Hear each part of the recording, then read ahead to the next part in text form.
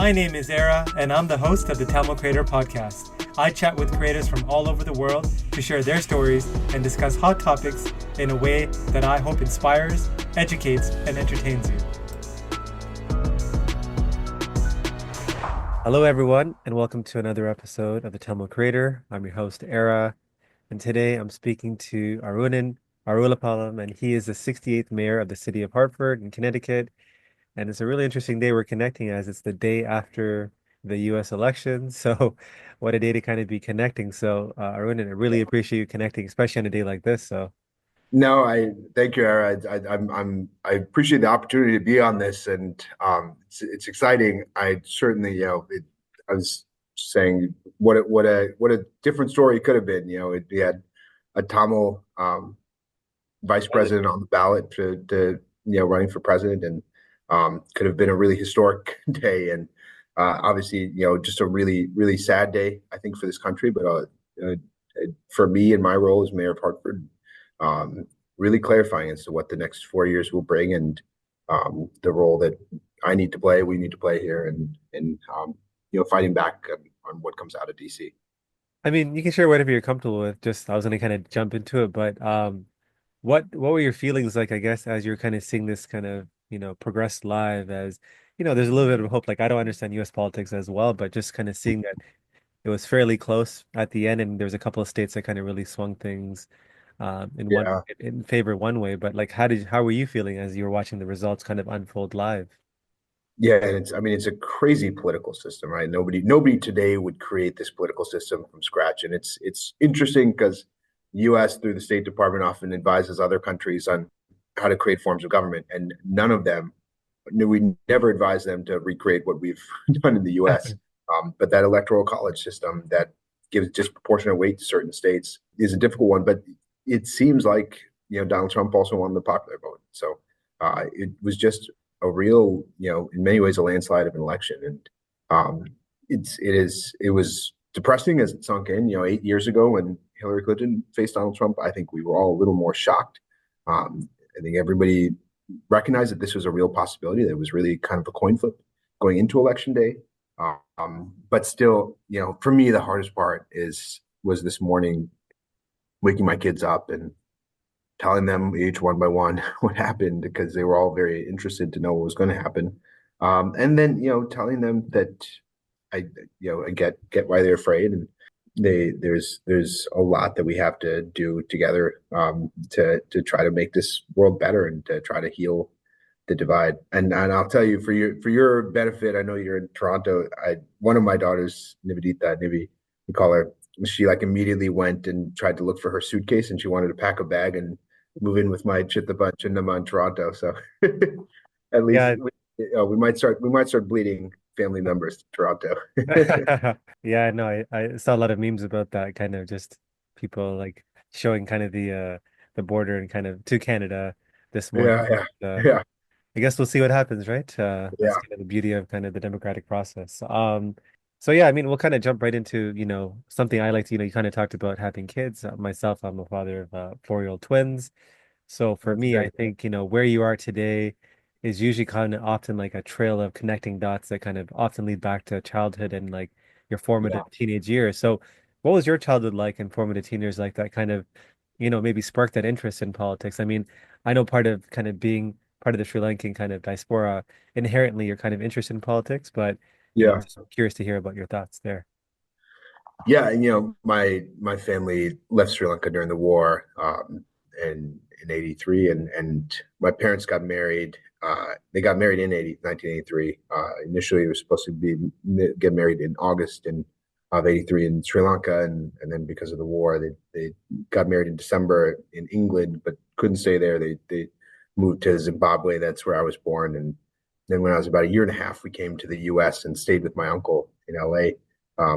And he, it was a house full of Sri Lankan refugees, Sri Lankan migrants, that were kind of building a life in the U.S. for the first time. My mom's brother was there, and we have, there were relatives, and then there were people who just, had nowhere else to go. And we all lived in my uncle's house, and it was an incredible community and one that talked about politics a lot.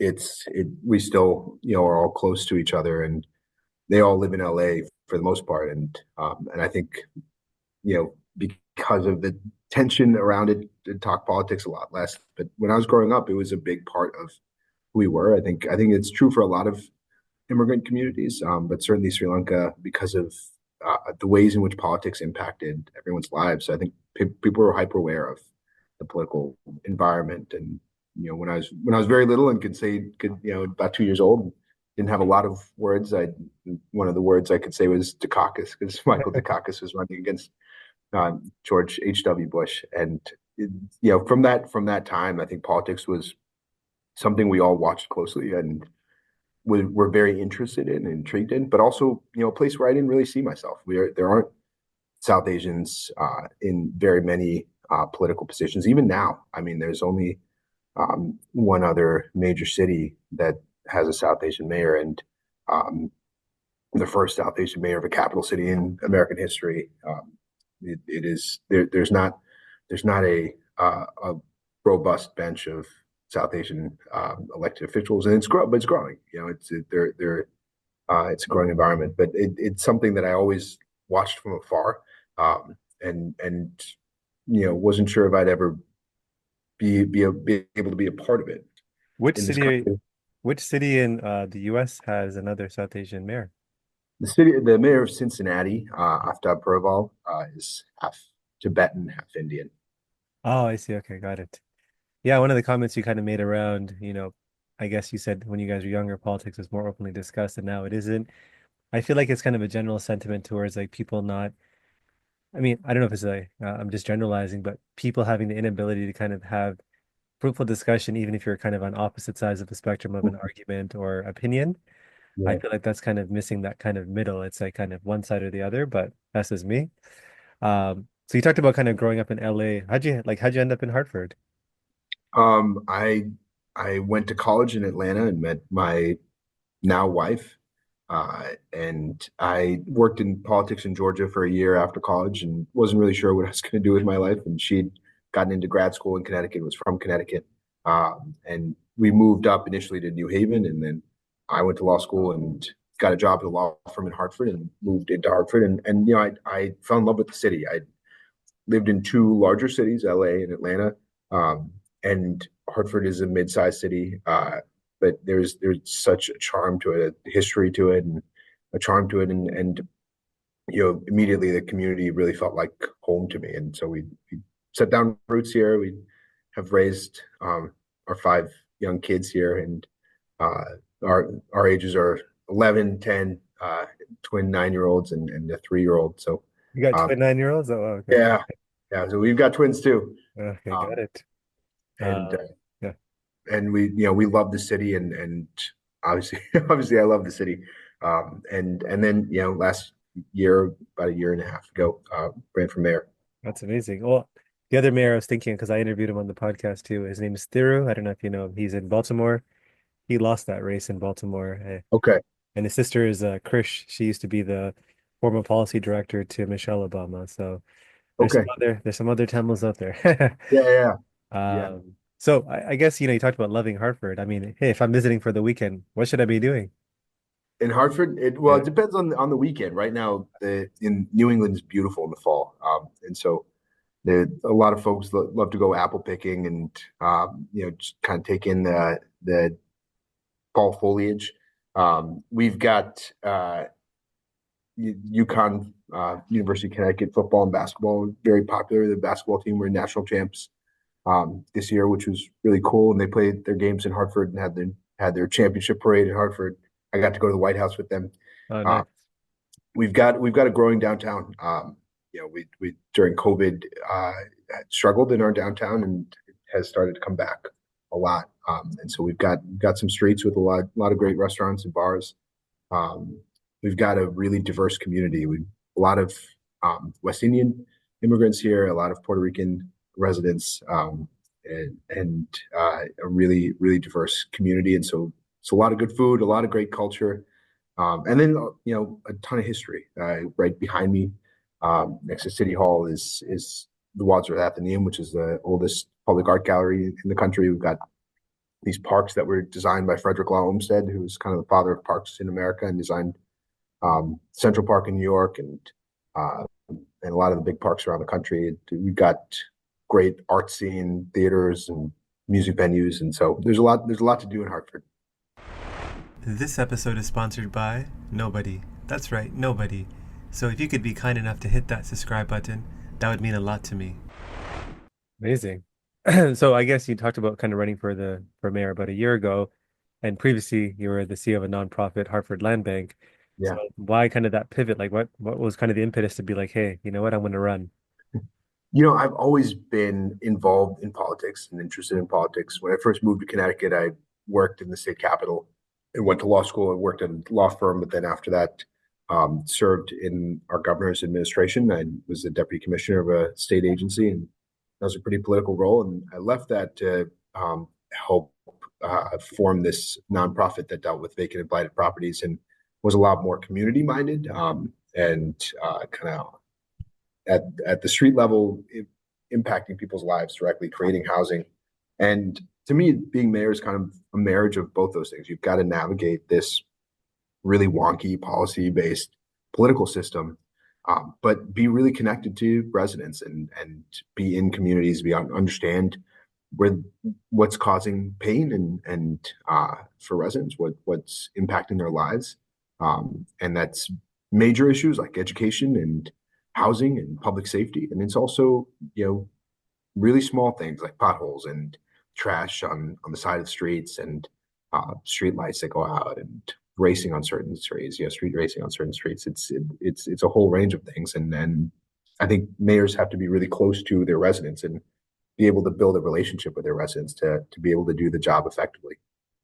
Got it. And I mean, to be the mayor, like you chose a hard path. I think you had to defeat two state senators or one former, one like current at that time. Yeah, And I think, a comment I think you made during that time was because you said there's not that many people that look like you in politics at a high level, especially like a mayor of a major city. And you yeah. said no one's going to vote for someone with the last name like Arulapalam. It doesn't fit on a lawn sign. And then, you did it. So, like, what do you think propelled you to kind of go from this, maybe perceived underdog to, becoming a city or mayor of a major city like Hartford?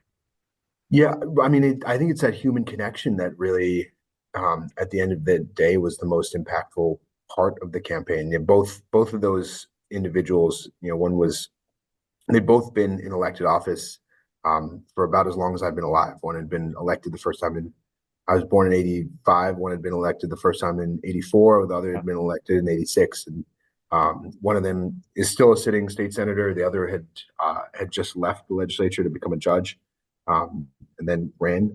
But they had been in power for a long time and kind of assumed that many of the people who had voted for them in the past would vote for them again. Um, and I didn't assume anything and just tried to knock on every single door I could. Had as many individual conversations as I could um, with members of the Democratic Party and sat down for coffees and lunches and sat down in people's living rooms and front stoops and poured myself into that campaign and into the people of the city. And I think that was really what helped me win. And I that quote actually was from a story I told on election night. I had both my parents there, and my parents, as you can imagine, like a lot of Sri Lankan Tamils, have just sacrificed so much for me and my sister to be where we are. Um, and I told this story about when I was in high school and I first got really interested in politics. I volunteered on a local state representative campaign in California, and I fell in love with it. And I told them, I really like this. I think I can make an impact in politics, and maybe one day I'd want to run for office. And they said, Arunan, no one is going to vote for someone with the last name Arulampalam. It can't fit on a lawn sign. And I told that story kind of jokingly, and I said, well, I'm up, a few thousand people tonight voted for somebody with the last name Arulampalam, uh, and the point of that story was that my parents weren't trying to blow up my dreams. They didn't wish less for me, but they were trying to explain the world that they lived in, the world that was given to them, the limitations that were placed on them because of their names and their accents and because they were from somewhere else. And Um, as brilliant as I think both of them are, and as much as I think they both have to give, uh, I think this society didn't fully value them to the extent of what they could contribute. And because of their sacrifice for me, I was able to dream about a world that could accept me, a world where I could be a leader, a world where um, that people would vote for somebody who looked like me and had my name. And I am, now the only mayor of color of a major city in Connecticut. Connecticut uh, has a lot of a number of mid-sized cities, and many of them are majority minority, and yet all of the other mayors of those other cities are white. And so I take a lot of pride in that. Oh, that's amazing. I mean, you talked about kind of, knocking on doors and kind of really, like, I guess, like listening to the plight or kind of just what people want to kind of see in their city or like, what their problems are. So for you, do you have like this audacious goal of like something you want to see accomplished during your time as mayor? I'm not saying it's going to be something like the thing I think of as like Obamacare, maybe not something with your Yeah. name, but just this kind of audacious goal that you kind of accomplished that you're like, hey, you know what? I didn't do everything I wanted to do, but I did at least this one thing that it's going to leave like a lasting impact for the city and the people and the residents there. Yeah, we have a real divide in our city between our downtown, which is doing pretty well, has a number of luxury apartments, has large global corporations, Fortune 500 corporations headquartered here, and our neighborhoods, which are very poor, have struggling school systems, a lack of housing. We've got the lowest home ownership rate in our state. In fact, the neighborhood that I live in is a pretty poor neighborhood even within our city, and we've got a 7% home ownership rate in my neighborhood. We've got Great Depression levels of unemployment and poverty, and our neighborhoods really struggle. And my hope for my lasting legacy is that we can start to stitch together a seamless city in which the neighborhoods can start to meld into the downtown, and also a city in which those residents in those neighborhoods see the progress of our city. So we just announced a couple weeks ago really ambitious uh, investment into our neighborhoods to rebuild commercial corridors and create small businesses. Our neighborhoods don't have, for the most part, just coffee shops and sit down restaurants and the kinds of things that you would expect in city centers. And so we're going to try to putting investments into rebuilding small businesses in our neighborhoods, and then into housing and housing that leads to home ownership. Is there anything about your day to day as a mayor that has surprised you? I mean, it seems like an extremely stressful job, so good on you for taking that role on. But like, It is a really fun job, and I love being a mayor. I tell everybody I think it's the best job in the world. I think the lack of time you have, um, the my day is for the most part broken up into 30-minute chunks and 30-minute meetings, and just sitting at my desk and having time to do work is really rare. Like the work I do on my computer or my desk is usually at home at night after the kids go to bed, if I don't have any events or after the events. Um, and most of my day I just have groups of people in coming in every 30 minutes on different issues, and you've got to be able to kind of sort out all of the issues in your head and then make decisions very quickly. There's a lot of decision making, a lot of kind of moving from one thing onto the next.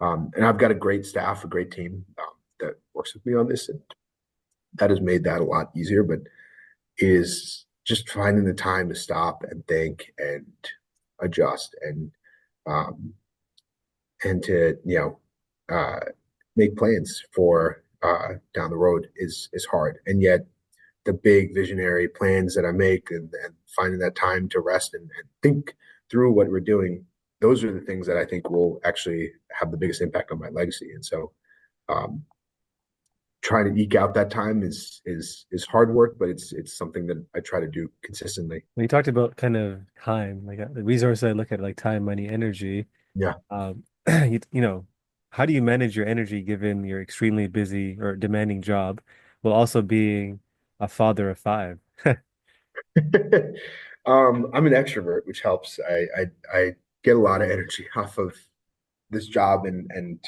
um, you know the hardest thing to manage, I think, is expectations and time.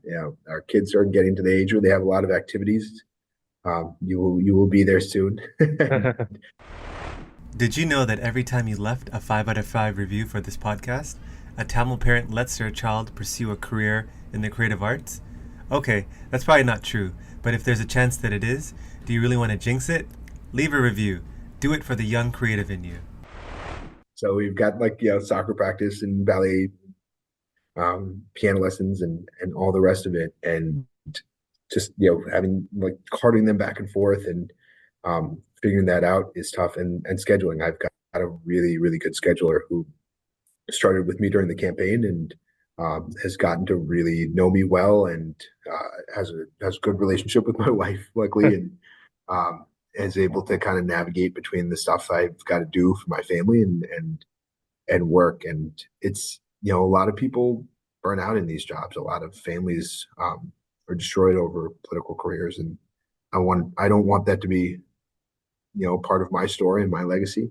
And being able to kind of get a hold of scheduling and calendar and what comes where and is a huge point of potential friction or potentially success. I think of the image, I don't know, I think it was more famous like 4 years ago in the last election where you have the outgoing president and first lady and the incoming president and first lady, and then you kind of see the difference between one face is like youthful, Yeah. energetic, the other is like Yeah. they're just exhausted. And it's just like that's what I'm thinking.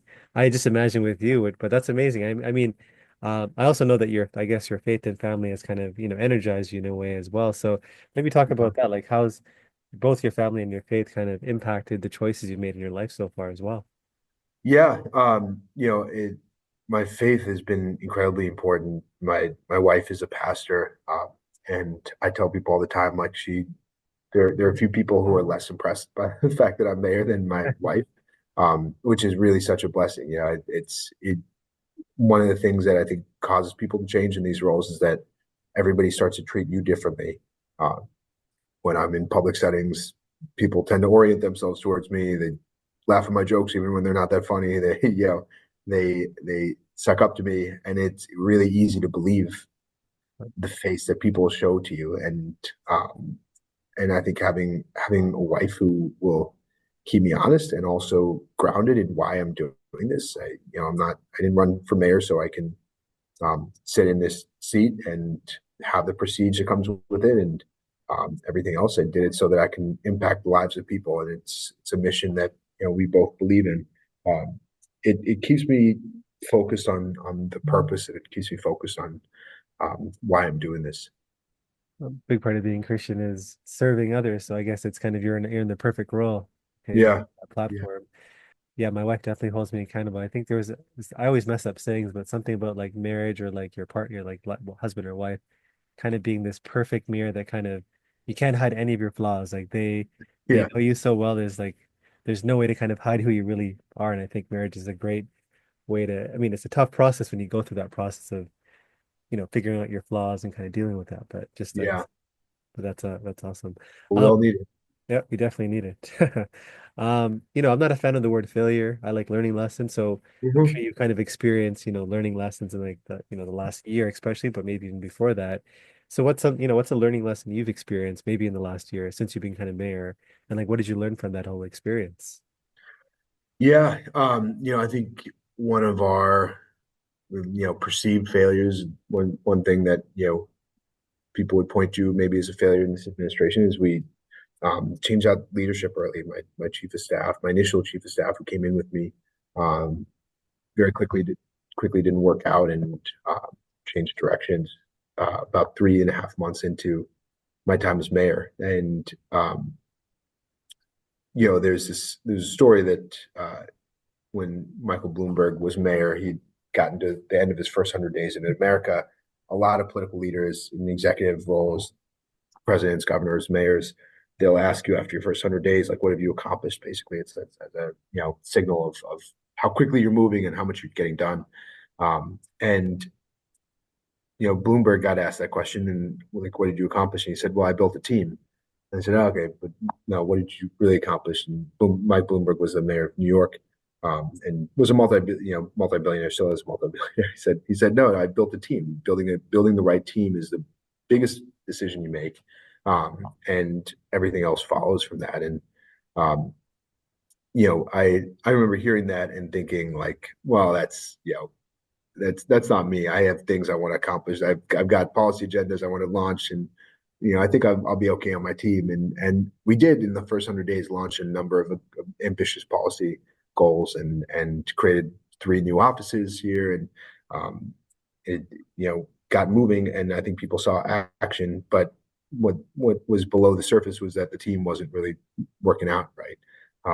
And making that shift in direction, that change, um, really was so important to us, and it helped me really understand the impact that a good team can have. We can move so much faster. We can do so much more now, because I've got a core team of folks who um, really believe in each other, trust each other, have each other's back. There's no ego on the team.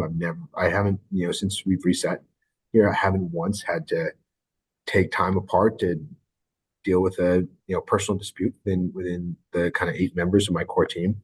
Um, and I've got a whole number of directors of different departments and other layers within City Hall, but within this core team, there's been such cohesion, and we have gotten so much more done because of it. And I think I didn't fully appreciate, even though I've served on other teams, I've served in other administrations, I didn't fully appreciate the impact of a strong team, until that happened. I think we judge people based on how they are as leaders, and I going forward would actually judge governors and presidents and other chief elected officials on the kind of team they build around themselves.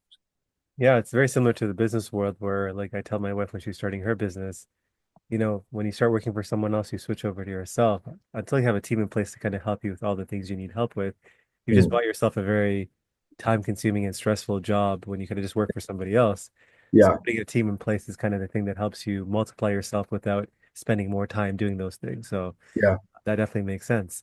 What's the Tamil community like in Hartford? Like, is there one? Because I know you kind of grew up in LA where you're kind of surrounded by family. And is there a yeah. community there? And like, how do you get your fix of like Tamil food or like cultural stuff? Um, there there is not a huge community here. There are a number of more recent Indian Tamil immigrants that work for some of the big insurance companies, Travelers and Hartford, and Aetna and Cigna. But there's not a huge Tamil community here. I've been trying to connect better with the Tamil community, and I think especially with newer immigrants. I mean, I think about how disconnected it feels to be in a place where um, their surroundings aren't familiar, the people aren't familiar. I remember when my wife is white, and she had asked my mom, and I was probably in my late 20s at the time. She said, "What's the hardest thing? What was the hardest thing about immigrating to America?" And I was like, actually kind of embarrassed that I'd never asked her that. And my mom said, uh, for her, the hardest thing was the isolation, the the lack of friends, lack of community, the lack of kind of shared culture, um, and I think about how isolating that must be for so many of our residents, um, and also for a bunch of kids who feel very different from their peers, and are trying to get a sense of who they are in this society. And I remember feeling that very viscerally. I had until I was at least 12 or 13, um, a pretty noticeable accent. My clothes were different. I had took different food to school, uh, and I think that difference in over time really became my superpower. But while I was a kid, it was hard to understand, and it's hard to navigate. And um, I'd love to try to find a way to better give those kids the confidence that I lacked at that age. What would you tell your 16-year-old self if you had a chance to have a conversation with him? This is like a therapy podcast. I've been told that. I've been told that. um, Money can be hard to come by, but here's a $100 opportunity for you.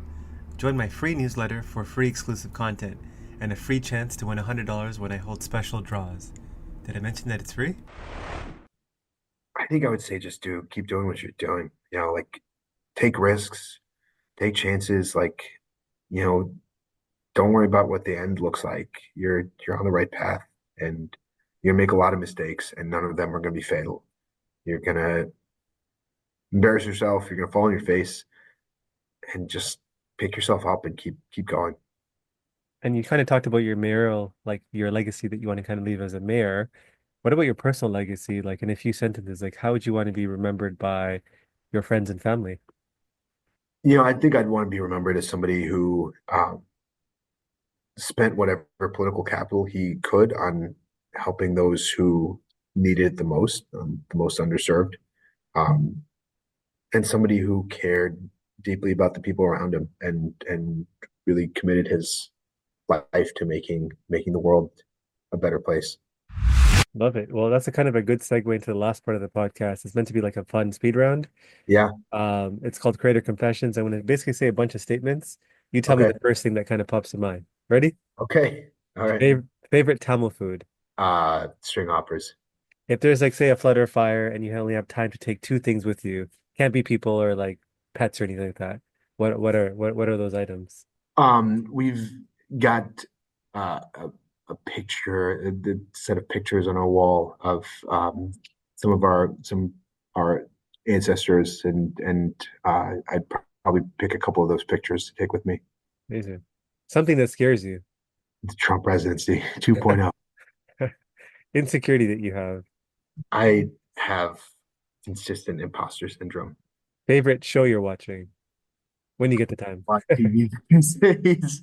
I it hasn't come back for a new season yet, but I love Ted Lasso. Okay, I got to get into that. Place you're itching to travel to.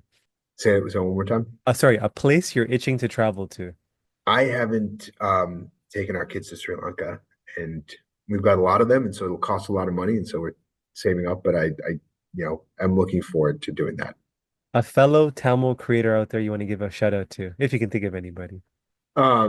Yeah, I can think of so many. But I'll give a shout out to the person who referred me to this, uh, to you, and who has been on this podcast, Himalesh Kumar, who is somebody I grew up with and is a dreamer just like me. He is, yes. Favorite childhood memory. Wow. I don't know if it's a specific memory, but our family was kind of spread out all around the world, and our trips to Canada and England and Australia, the trips to visit our cousins were always um, some of my favorite times. Favorite movie of all time. Uh, I got a favorite TV show. I don't know if I Okay. have a favorite movie. What's your favorite TV show? I'll give you, well, The Wire is my favorite TV show, Okay, closely followed by The West Wing. got it. What's something that you feel like you could benefit from caring less about? What my critics think about me. Um, what's a purchase that you splurged on in the last couple of years that you have no regret about? Man, I don't really splurge. Splurge is relative, right? It's Yeah, it is. It is. yeah, Uh, this isn't like a crazy splurge, but there's a bottle of Lagavulin whiskey that I purchased that I really enjoy and have on special occasions. got it. What's something that you were wrong about? Um, I think how I first thought about raising my kids. I grow in that every day, all the time. But like I think my approach initially to raising my kids, I was very kind of wrong-headed initially. Pet peeve of yours? Um, Pretty easygoing. I don't have a ton of pet peeves. Okay. If if you knew that you were going to die tomorrow, a regret that you would have. Not taking more risks. A person whose life, celebrity, anybody, it could be celebrity or just anybody that you want to experience just for one day. Man, that is a good question. I think Barack Obama. Hmm. A book you've read or a podcast you've listened to that's had an impact on you. On the theme of Swankatamos, I just got done reading Brotherless Night, which is really, really well done. Obviously controversial for some of the liberties it takes with the actions of the LTT, but really, really from an emotional standpoint, really A belief, behavior, or habit that's improved your life. preparation. When I was young, I used to think it was the people who could wing it were really cool, and I think being prepared for situations has really changed me up my game. Yeah, it's a sports analogy where like I think Kobe said it, like confidence comes from preparation, right? You've used Yeah, it 1,000 times. So and finally, a piece of advice that you'd give to your fellow aspiring Tamil creators out there. the way that you were created is perfect, and the sooner you can accept that and lean into all of the powers that come with that, the further you'll go. A beautiful way to end the podcast. I mean, thanks again, Arunan, for kind of making time to kind of connect, especially on the, such a big day like yesterday. Yeah, Um, you know, if there's, I guess if there's a way that people want to maybe connect with you, what's the best way for them to reach out? Is there like a public site or just a way? I'm on all the socials. Well, maybe not all the socials, but I'm on TikTok and Instagram and Facebook. I'm also, if you go to City of Hartford's website, there's a contact the mayor form, and that'll go to my staff, but eventually get to me. Awesome. Well, appreciate you fitting me in your 30-minute windows, given given how hectic your Yeah, schedule is. I But appreciate you doing this. awesome one. And for everyone listening, as usual, appreciate you guys listening and look forward to the next episode.